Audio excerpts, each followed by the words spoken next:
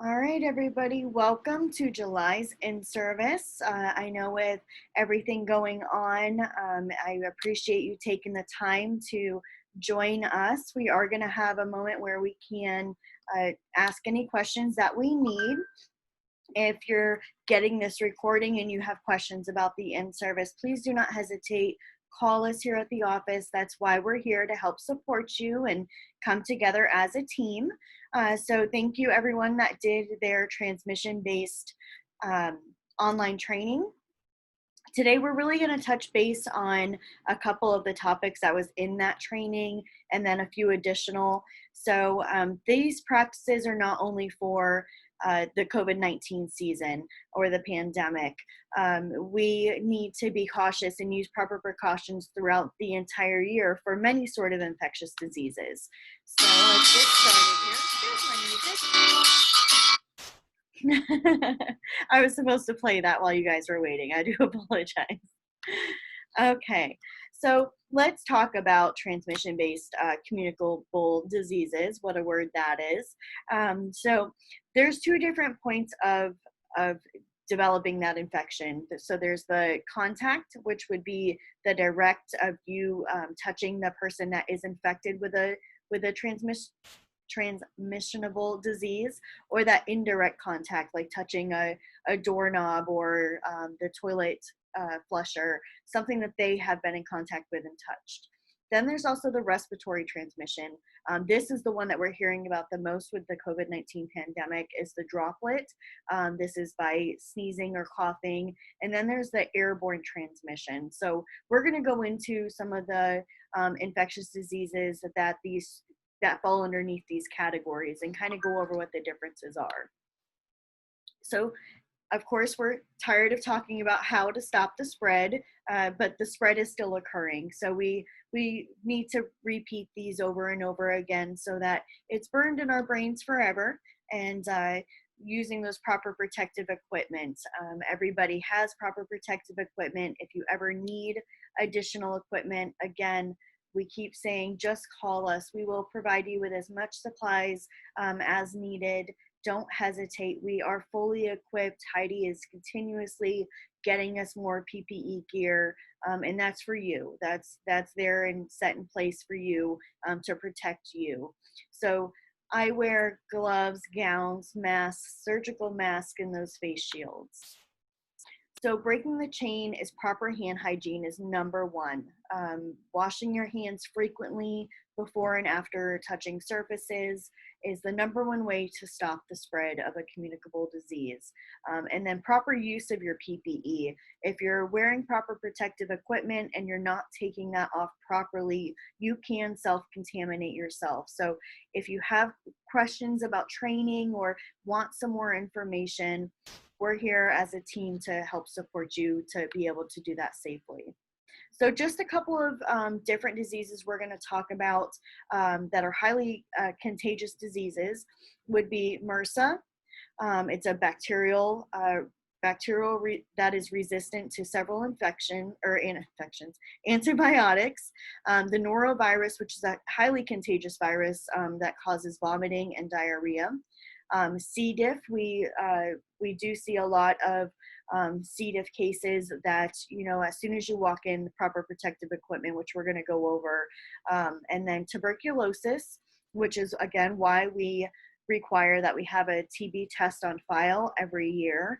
It's a bacteria that can spread just through the air from person to person.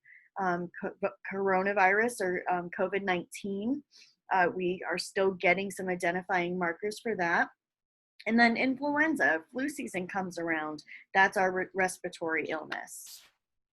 So going into MRSA, there is the way that it is spread is contact. Direct and indirect can infect you. So often using that proper hand hygiene is going to be the most effective way. Causes that it spreads so frequently is bad hygiene, bad hand hygiene, and not disinfecting those surfaces that are mostly used, light switches, the phones, doorknobs, those sort of things. Now, this is not a respiratory transmitted infectious disease. So when we're using proper protective equipment as we're assisting somebody with MRSA. We're going to definitely be wearing gowns and gloves, and then being able to doff those appropriately is going to be important. Um, Carefully cleaning with hospital grade disinfectant sprays is the only way to sanitize that area. You can mix a tablespoon of bleach to a quart of water for those high touch surfaces so that there's making sure that they're still safe for the areas that you're wiping down. So the norovirus can cause just a wreck on your body. Having direct physical contact with the infected person, shaking hands with them, and then touching your hands or touching your eyes or your face or mouth, eating and drinking foods after somebody that has the norovirus, or touching those surfaces that they have also touched. Again, this is direct contact and indirect contact. So PPE that we're going to use for the norovirus, as you can see, this is very similar to the COVID-19. We're going to be in full PPE gear with a surgical mask, a face shield, a gown, and a set of gloves. Preventing this is proper hand hygiene, making sure we're handling and preparing food safely, and disinfecting those areas. C. diff, this is the bacterium that causes a bunch of life-threatening inflammations to the colon. This is a very intense disease.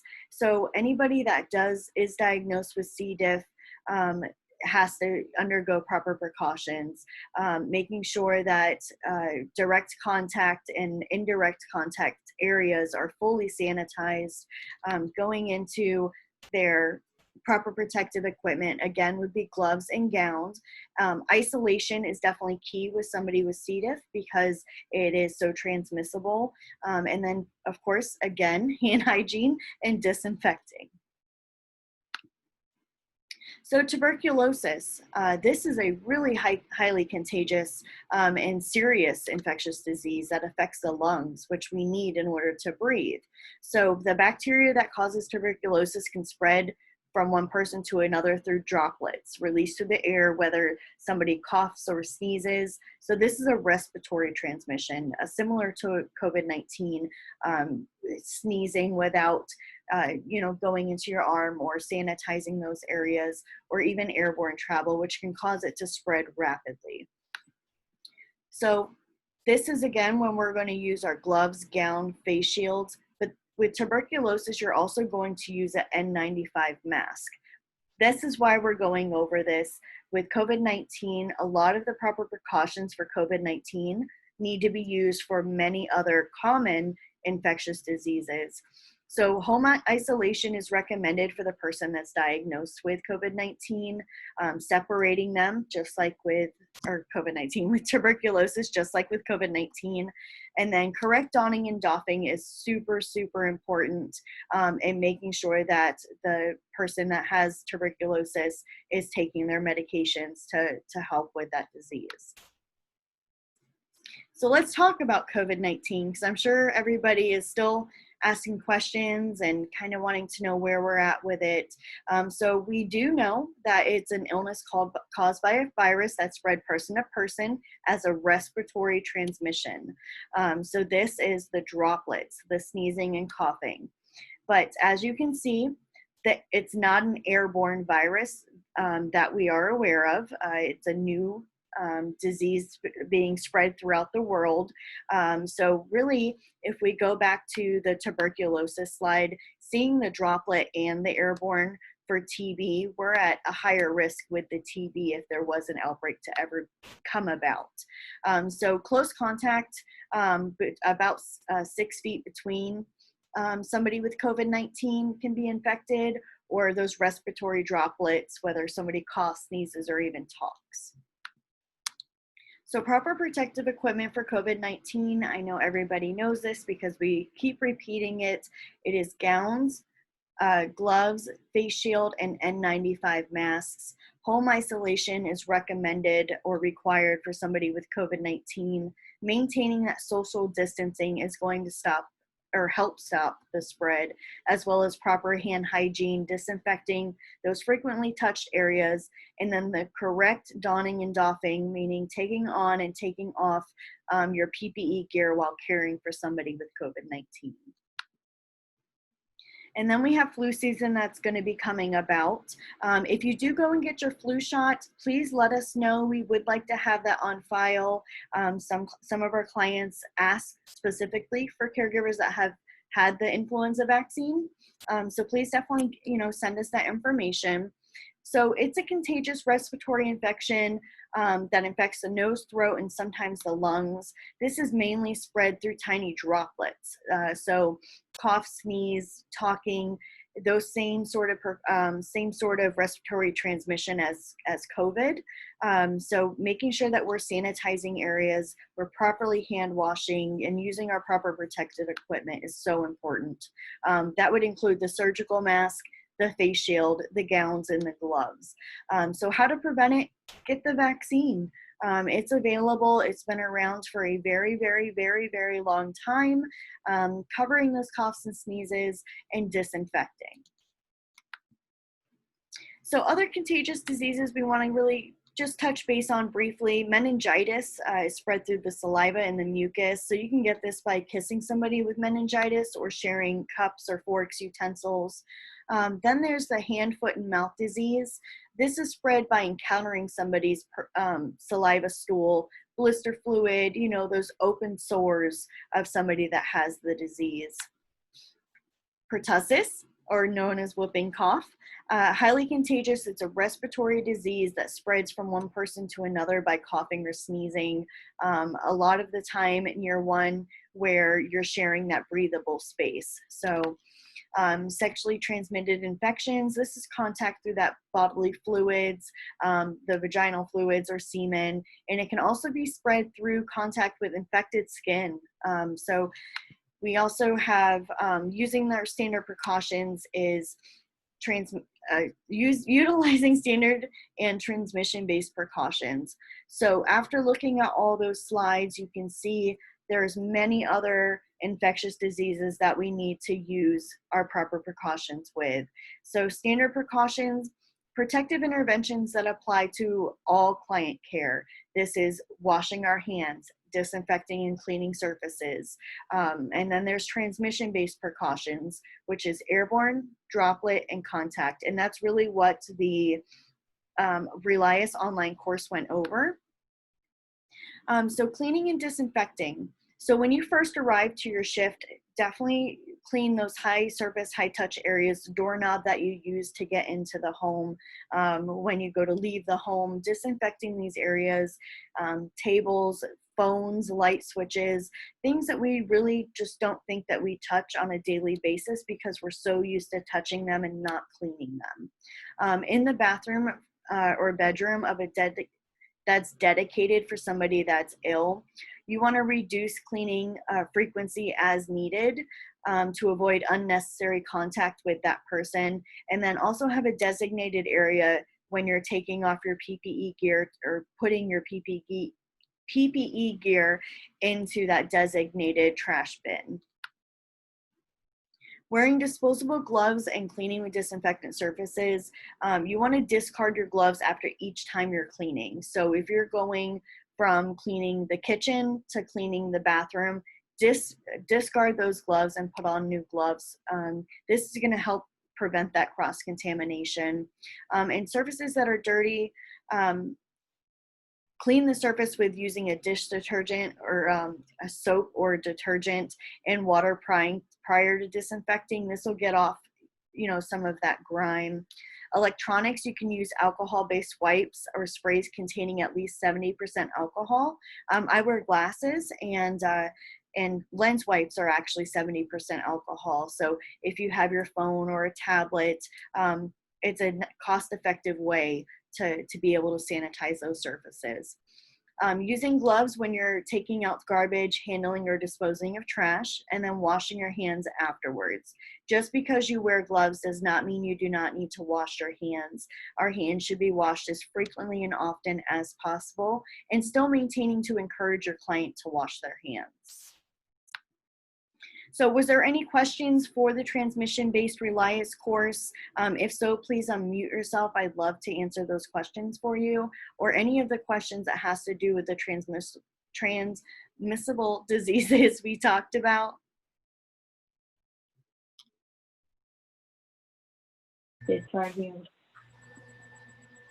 Good. All good. No questions? No, thank you so much, Linda. Of course. Okay, so we got just a few more things to cover before I let y'all off the hook.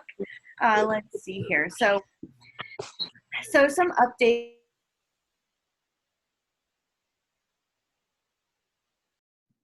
Sorry there, I was muted. So we have the client screening questionnaire that has been added. So this is those series of questions. It's asking about your clients for your shift. So on these, we get alerted when you mark off that yes to any of these questions. So if your client is not displaying any symptoms or not experiencing any symptoms, the responses for these are no. By selecting no, I am attesting that my client's temperature is under 100. That's the question that most of you are selecting yes for. We do want to still maintain those temperature checks. We do have head thermometers in our care bag. Heidi has just also ordered the touchless thermometers for each client. So they'll have a designated thermometer at their home specifically for the client to help read and maintain their temperature checks. I know a lot of clients aren't really wanting caregivers to be up close to take the other thermometer that we've given you. So please maintain keeping your temperature as well as the client's. So our care bag, which we've had so many questions about, begging to know when they were coming out next. I'm really excited about the name badges, and there's also going to be a second part that lists specific trainings on there. They look amazing, and I feel like you guys should be really proud to have those. I'm so excited for you. So July's care bag has an entire box of gloves because yes, we use them often. A bag of sanitation wipes. Now this is industrial grade sanitizer. Please keep in mind these are not baby wipes, even though they look like they are in a baby wipe container, and they are refillable. So if you run low, call us. We will gladly refill those. Sanitizer, of course, because you can't have a care bag without sanitizer. The forehead thermometer that I had mentioned, and then a new cloth mask, which they're wonderful, but I'm going to take a moment to talk about those in just a few seconds. A surgical mask for each client. So the Agency for Healthcare Administration has decided that we must wear a surgical mask to our client's home. We can no longer wear a cloth mask. It is okay to wear a cloth mask while you're out grocery shopping or running errands. However, when you're at your client's home, you do have to wear the surgical mask. So you'll have a pack of masks that are for you to keep on reserve. And then you'll also have a designated mask in a Ziploc bag with your client's name on it that you'll only use for that client. So you'll have a bag for Miss Jones, and then you'll have a bag for Miss Carter. Miss Carter's mask can only be worn at Miss Carter's home, and Miss Jones's mask can only be worn at Miss Jones's home. So if you notice that the mask is beginning to fray or become worn, please use your reserved mask, switch that mask out and discard it. And if you need any sort of PPE, I keep saying it because I haven't gotten many calls about needing, more supplies, and I want you to call us. That's why we keep stocking up on these items for you. So speaking of these awesome masks, I hope Michelle is on the call. Michelle's daughter had sent her a whole bunch of these awesome masks, and they are wonderful. I genuinely love them. I wear glasses, so it's hard for me to wear even the surgical masks because they'll either right up on my nose or they'll come up, block my eyes, and then the fogging, fogging, as if the humidity isn't bad enough, the fogging is just getting to me. So these are wonderful. They actually have an insert so you can put a filter in. I don't know that you would need one though. These are really thick. It's got a comfortable band, and it actually has the very thin metal molding piece that goes on. So these do not fog my glasses. Absolutely love them. I actually snuck one into my own bag to bring home because they're really great. Thank you so much, Michelle. Please tell your daughter we said thank you. We were given enough to supply every caregiver we have with one. So super, super awesome. And they're washable and reusable, just saying. Okay, so I just want to say thank you, everyone. I know these times are really difficult right now with keeping up to date on new policies, new procedures. I do want to touch base about COVID testing. So if you have been COVID-19 tested, please send us in those results. If you're expecting to get COVID tested, please notify us, let us know. They are mandating that if you are going to a facility, or any group home or that sort of place, you have to be COVID-19 tested with a negative result prior to going in. This is to protect you, and this is to protect their residents. But with the pandemic and all the isolation, a lot of families are calling to get that more one-on-one assistance in the facility. So we want to make sure that you're protected. All of the facility workers, all of the clients that they have there are regularly tested every 2 weeks. So don't feel like you're not safe going into the facility or that you're being COVID tested because it's unsafe. That's not the case. It's simply to make sure that we can minimize the spread for everyone. Okay. I do not know when it will be coming into effect, but I have a strong feeling it will, that home care will be required to do the COVID-19 testing as well. I can help you set up those appointments. I can help you find places to go. There are many free testing sites. I myself am going to the Charlotte County Sports Complex in the morning because it's important. It's important to know if you're asymptomatic. It's important to know, even if you're not displaying symptoms, if you've been exposed. That way we can protect all of those around us.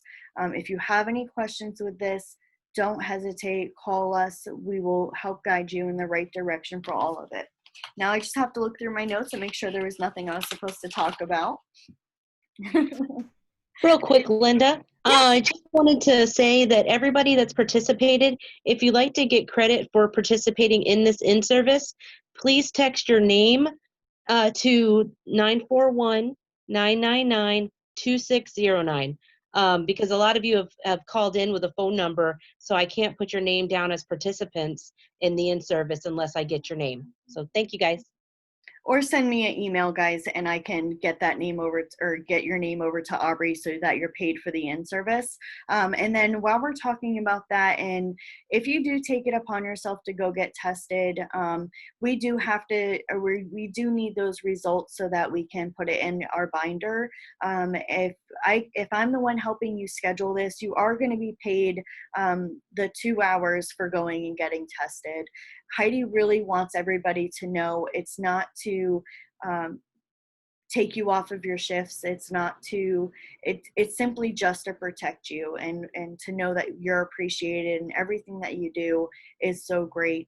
And as you can tell by my many, many emails last night, I spent a lot of time working with the new guidelines for facilities. I had a really hard time getting care for a new client, and I do take that personal. So please don't take it personal if I was like snippy or whatever it might be. I simply want to make sure anybody and everybody that needs care gets care. So with having those results, I'm able to have a larger cast of caregivers that I can reach out to and ask for help. So again, I appreciate you all so, so much. I will send an email out on when we can schedule to pick up your care bags. They're specific for you. They have your name badges attached to them. And I look forward to talking to everybody soon. Have a great day, guys.